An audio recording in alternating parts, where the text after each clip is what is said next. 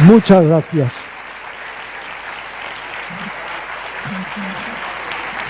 Muchas gracias. He querido abreviar para que por lo menos tengamos un cuarto de hora o 20 minutos de lo más importante, que son preguntas. Así que, por favor, una primera pregunta, la que queráis, hablando un poco en alto, para que todos la podamos escuchar. Hola, buenas tardes. Ya me he recuperado. Si quieres te hago aquí el pino del yoga y estoy perfecto. Gracias. Pero quería saber qué consejos son para hacer una buena meditación. Para hacer una buena meditación. Bueno, mira, cuando yo empecé a recuperarme, que mi neurólogo dijo, el doctor Tallón, lo de Ramiro es un milagro. No sé si sus dioses hindúes le han dado su energía o si tiene algún libro que escribir más o llevar a cabo otra misión, pero está aquí de milagro, porque ha mirado directamente la cara de Shiva. Cuando yo salí del estado de máxima gravedad, yo lo que empecé a trabajar sobre mí mismo, como doy los esquemas en mis libros, es caminar consciente, porque mi cuerpo era un desastre, había adelgazado 22 kilos, tenía parte paralizada o entumecida y me iba a un lado. Caminar consciente, relajación profunda, que es la medicina más barata y más positiva y sin contraindicaciones. Hacer posturas en una silla, yoga en silla, que lo puede hacer cualquier persona. Respiración, porque mis pulmones eran más pequeños que los de un pájaro. Y luego meditación. No te puedo ahora explicar todo lo que es la meditación. La meditación es un entrenamiento para el desarrollo, evolución y estabilización de la mente. Es el método más antiguo del mundo. Los primeros meditadores fueron los primeros yogis, experimentadores y psicólogos del mundo. Luego, la meditación no es un lujo, es una necesidad específica de nuestra vida. Sentir el cuerpo, sentir la respiración, mirar los contenidos de la mente, explorarnos a nivel vivencial, no teórico. Eso es meditación, estar más atento, como dicen los maestros zen, cuando como, como, cuando duermo, duermo, cuando camino, camino, cuando me muero, se muere y me muero y se murió. Aquí, ahora, meditar, por un lado, como entrenamiento sentado, hay muchos ejercicios, muchísimos, y luego llevar la meditación como actitud de vida a la vida cotidiana. Pero es un tema tan vasto que esa es otra conferencia, querido amigo. Pero es muy importante. Meditar es parar, meditar es sentirnos, meditar es conectar con el momento presente, meditar es desarrollar la presencia soy, vivo, existo, meditar es despertar nuestro elemento vigílico, nuestra lucidez. Todos deberíamos aprender a meditar, no porque yo sea maestro de meditación. Yo siempre he dicho que lo mejor que me dijeron es medita, porque al meditar encuentras otra realidad de ti mismo. A ver, cualquier pregunta más, por favor. Sí. Sí, no te oigo.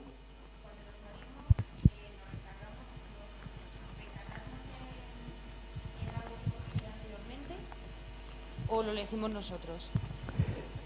Lo ves, teorías. Me gusta que me preguntes esto.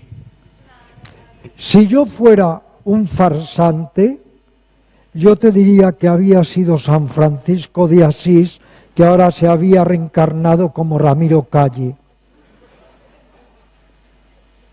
Pero, mira, en realidad, ante lo incognoscible, rendir el ego. darnos cuenta de que hay leyes secretas que están más allá de nosotros, que de la misma manera que el sediento nunca puede comprender al saciado, muchas veces no podemos comprender aquello que escapa a nuestro entendimiento ordinario. Podemos investigar, pero incluso la ciencia es limitada, porque como yo siempre digo, el científico sabe, pero el místico sabe mucho más. Pero para encontrar ese éxtasis de entreme donde no supe toda ciencia trascendiendo, que decía San Juan de la Cruz, tenemos efectivamente que practicar y no solamente que teorizar. Aquí todas las teorías son posibles. Nietzsche, Gurdjieff nos hablaban del eterno retorno, de que volvemos a vivir siempre la misma vida de ahí, eterno retorno. Otros nos dicen, antes de nacer tú elegiste, como es que elige distintos platos en una carta de lo que va a comer, tú elegiste dónde te ibas a encarnar. Otros te dicen, tus méritos y deméritos pasados, el karma, como fuerza inexorable conducente, es la que te ha traído al samsara o a este ámbito de existencia. Así sucesivamente. Cuando las creencias no son experiencias, corremos el riesgo, como decía Buda, de que se conviertan en un amasijo de opiniones que alienan la mente.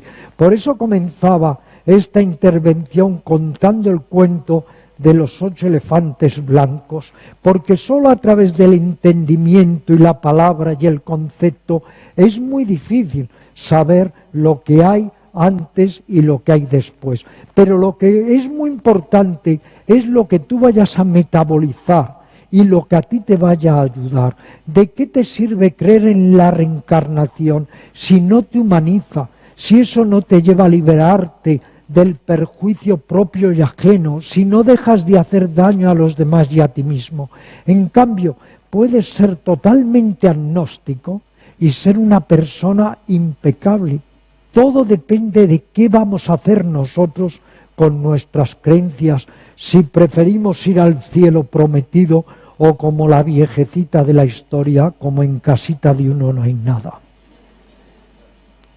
¿Alguna otra pregunta, si sois tan gentiles? A ver, gracias, dime.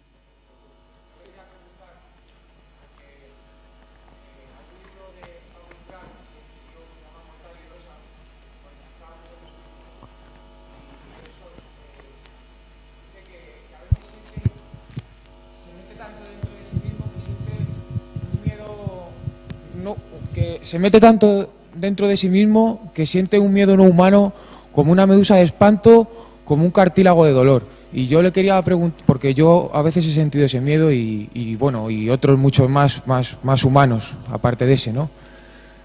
Tan profundo evolutivamente como él a lo mejor quería decir. Y yo le quería a usted preguntar cuál es el mejor antídoto contra el miedo. Todos nosotros arrastramos un gran vacío existencial. Por eso necesitamos constantemente abotargarnos, hipnotizarnos con todo tipo de estímulos mentales, materiales, eróticos, emocionales o religiosos, porque tratamos de enmascarar nuestra realidad de vacío existencial. ¿Por qué buscamos? Porque no nos encontramos bien en nosotros.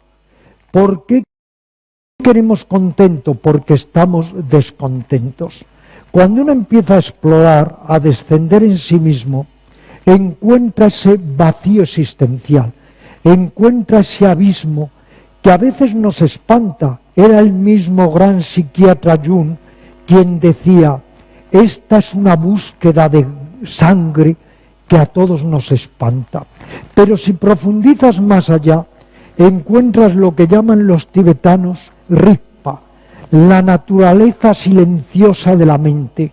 Y entonces te das cuenta de que más allá de ese núcleo de caos y de confusión que es el pequeño ego, hay una dimensión de claridad y de apertura en la que te sientes bien y que es la que hay que profundizar. Esa dimensión de claridad y apertura es la que llamamos con mayúscula la presencia. Da igual si somos agnósticos o creyentes, esa presencia es la sensación soy. Todos alguna vez hemos experimentado esa presencia, ese sentimiento luminoso de unidad, de calma, de bienestar. Luego dentro de nosotros, vuelvo a mi gran amigo Baba Sivananda, que murió unas semanas después que mi adorado hermano del alma Miguel Ángel Calle, se dio esa coincidencia, ha sido hace un año, pues Baba Sivananda decía, dentro de nosotros hay un cerebro sagrado y un cerebro demoníaco. El cerebro demoníaco es el ego con todas sus autodefensas y miedos. Es lo que se vive en el bardo, en el estado intermedio entre la vida y la muerte. El cerebro sagrado es la paz, es la quietud, es ese sentido autoluminoso que a veces hemos experimentado abrazando a un ser querido, en contacto con la naturaleza, en un amanecer, pero que se nos escapa. Tenemos que tratar de atravesar ese infierno muchas veces, que es nuestro núcleo de caos y confusión, el ego, que de repente cuando se desestructura nos causa terror perder la cárcel, la celda, el campo de concentración al que estamos acostumbrados, en lugar de ir directamente a escapar de la celda. Pero tanto nos hemos acostumbrado a la celda, tanto de alguna manera nos aferramos al nombre, a la forma, a nuestras ruindades, mezquindades, que no somos capaces de soltar y seguimos el vacío existencial. Tú me pides un bálsamo, tú me pides un método. Yo te diría la meditación para tratar de atravesar ese miedo interior y tantos miedos que a todos nos limitan. Pero también te pediría aceptación consciente de ti mismo.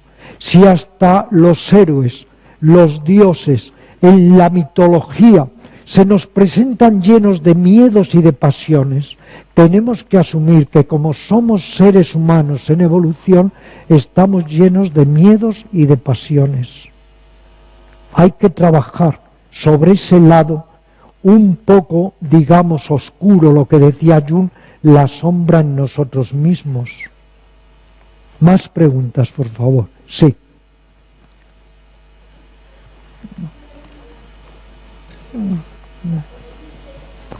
A ver, perdona.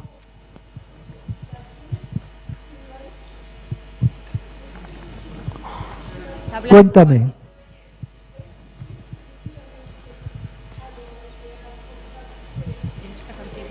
No oigo nada, por favor. Es que me pierdo ahora. Yo no os veo bien a vosotros, tened en cuenta por los focos.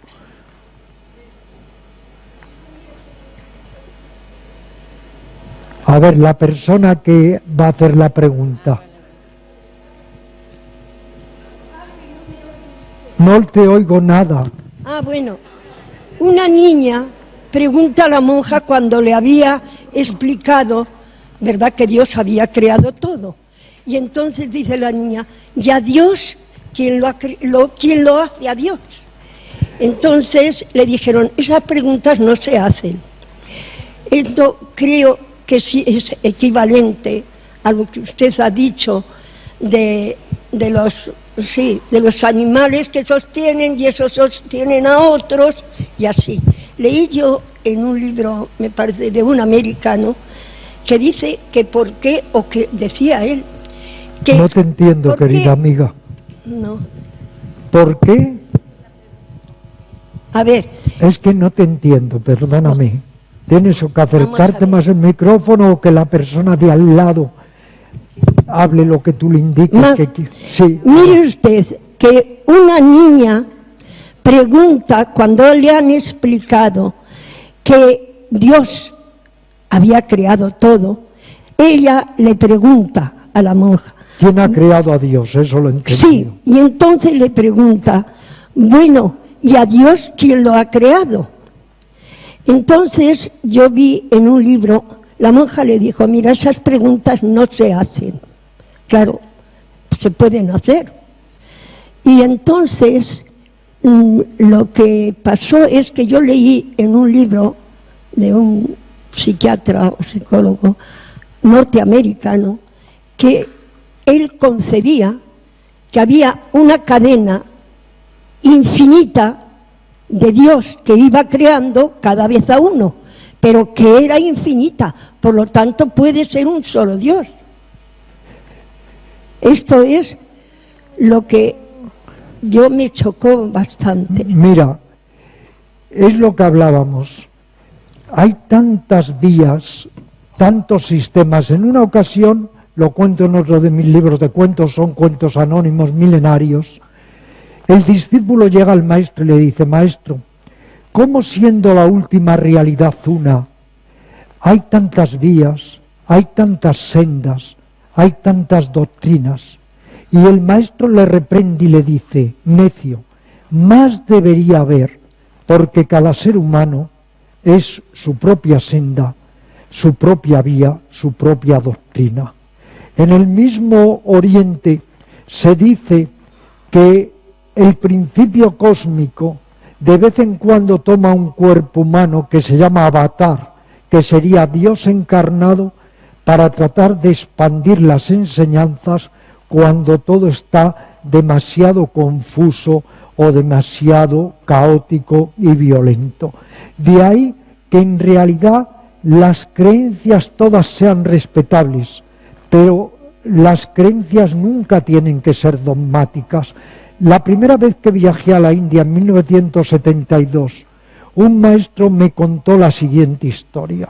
Me dijo: había un monarca que era muy abierto, muy expansivo, y pidió que se construyera una hermosísima escultura que unificase todos los credos y todas las creencias espirituales. Se llamó al mejor escultor del reino y se le pidió que esculpiese una pieza tal.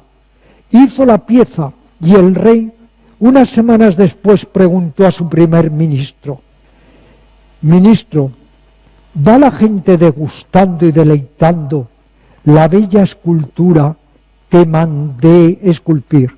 Y el ministro se lleva las manos a la cabeza y dice: Majestad, aquello es un verdadero caos. Todos se pegan y se insultan, porque uno dice: este es el rostro de Mahoma, y otro: este es el rostro de Jesús, y otro: este es el rostro de Buda, y así sucesivamente se insultan y guerrean. Y dice el monarca: destruid ahora mismo la escultura. El problema es que nuestras creencias las queremos imponer. Y por eso os decía, como punto de partida son magníficas, pero de la creencia hay que ir a la experiencia. Y eso es lo que llamamos el trabajo interior. El trabajo interior sobre la mente, las emociones, el cuerpo, el trabajo consciente sobre el cuerpo. Todo lo que nos ayude a evolucionar. Estamos todos en el camino, pero luego cada uno debe encontrar su propio camino interior. Necesariamente, por exigencias de organización, queda una pregunta. Mi gran amigo Dani, que fue alumno mío hace muchos años y es un gran buscador espiritual, me solicita una última pregunta. Así que a ver, si no hay una última no nos vamos de aquí. A ver, hay dos, entonces dos últimas y acabamos.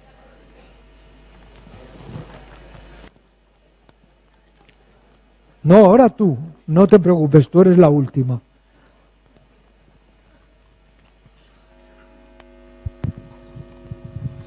A mí me ha dado la sensación de que usted ha incidido bastante en la necesidad de la práctica, de la experiencia.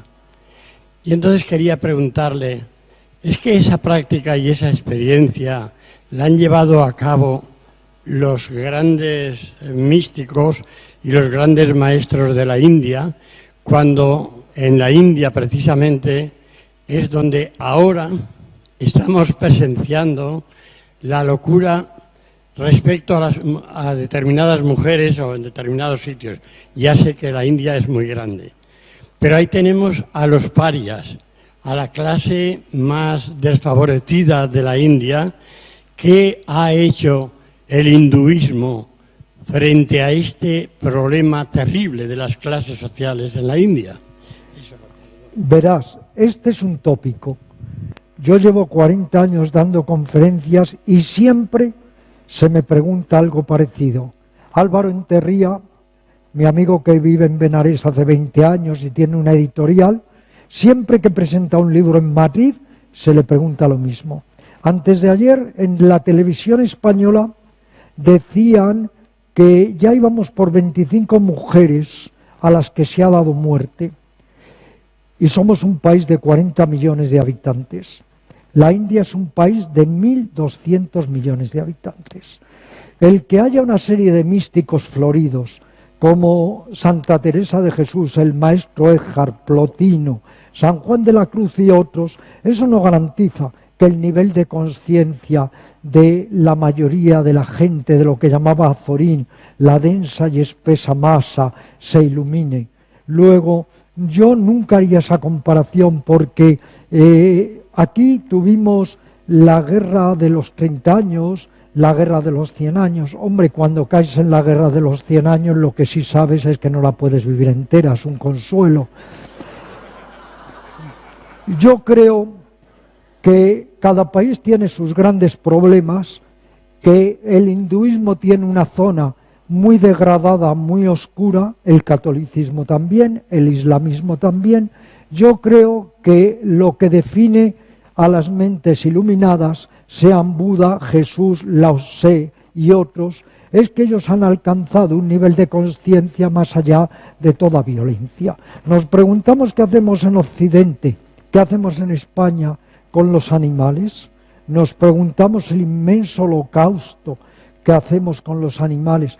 O sea, es que cuando no se ha reformado la mente del ser humano y en la mente sigue habiendo lo que llamaba Buda, las 3 raíces de lo perverso, las raíces de lo insano, que son la ofuscación, el odio y la avaricia, todo lo que salga de una mente que no se libera de esas raíces no va a ser muy positivo, ni en India, ni en España, ni en ningún país. Luego hay que evitar un poco los tópicos, como cuando te dicen, pero ¿por qué si hay tanta hambre en la India no se mata a las vacas? Más vale no ver a las vacas indias, porque con ellas desde luego no nos alimentaríamos mucho.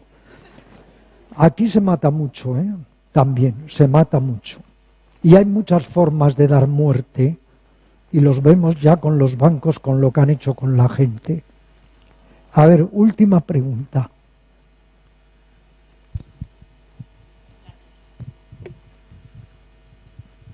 Ay, perdona, te agradezco mucho la pregunta porque te diré que este tipo de preguntas ayuda a resolver muchas veces esquemas o patrones.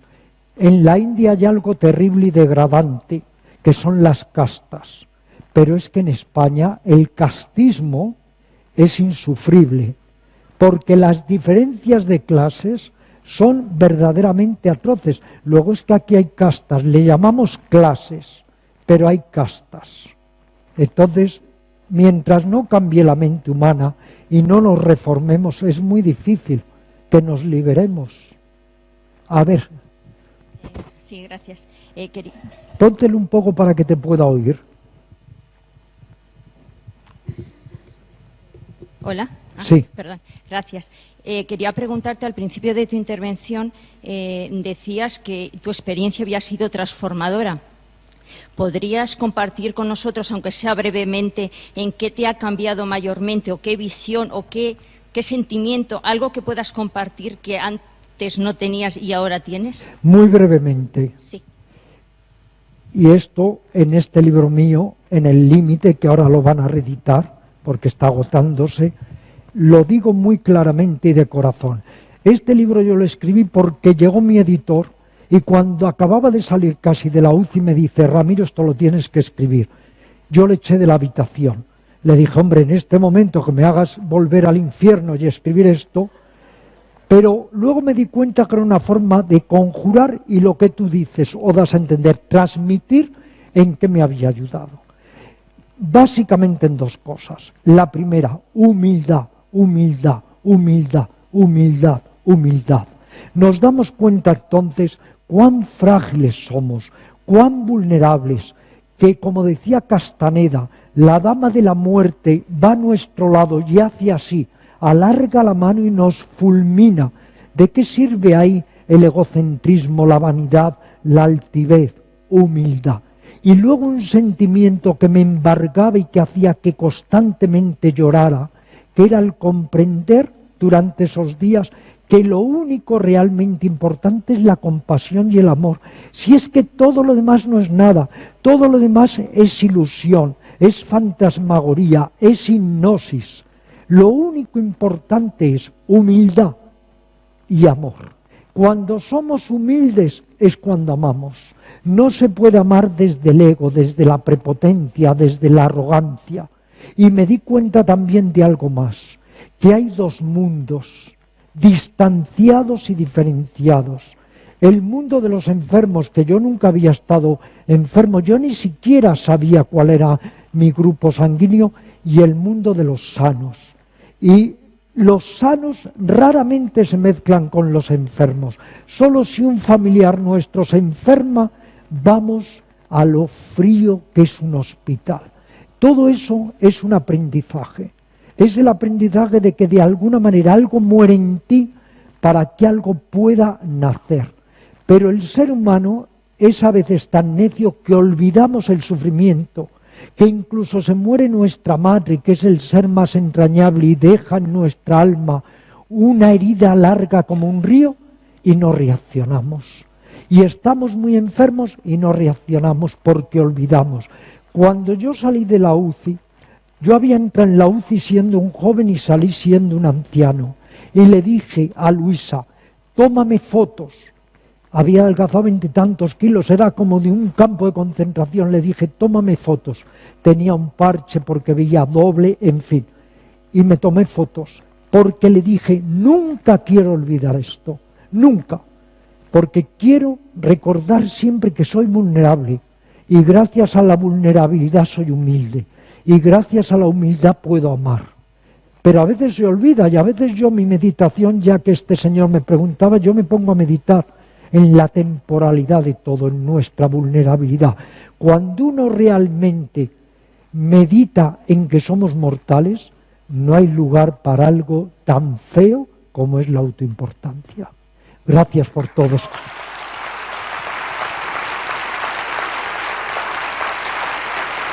Gracias, muchas gracias, muchas gracias. Muchas gracias, gracias.